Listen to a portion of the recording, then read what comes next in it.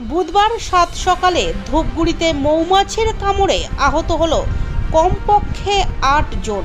এই ঘটনায় ব্যাপক চাঞ্চল্য ছড়িয়েছে ওই এলাকায়। জানা গিয়েছে ঘটনাটি ঘটেছে ধূপগুড়ি মহকুমার ১৩ নম্বর ওয়ার্ডের শ্রীনগর কলোনি এলাকায়।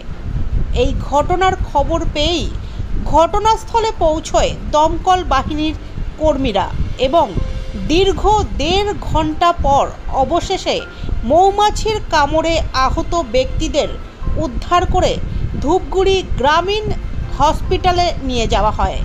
সেইখানেই এখন চিকিৎসাধীন তারা বলে স্থানীয় সূত্রে খবর।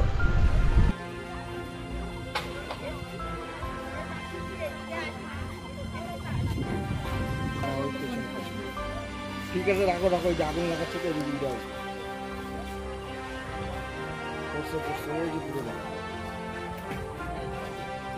আরেকজনকে কামড় দিছে, ভাগে ভেঙে গেছে।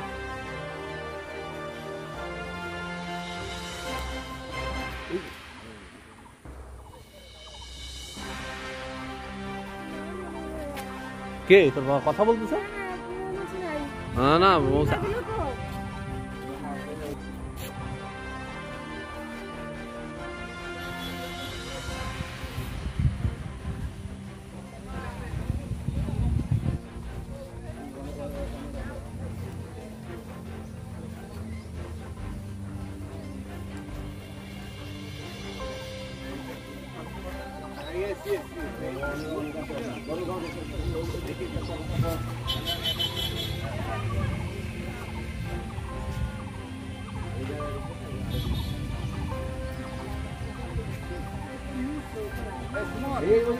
যাস না চলো চলো চলো হসপিটালে যা, হসপিটালে যাও।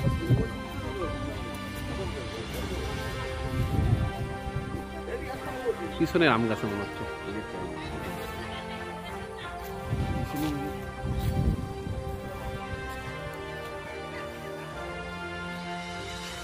দিয়েছে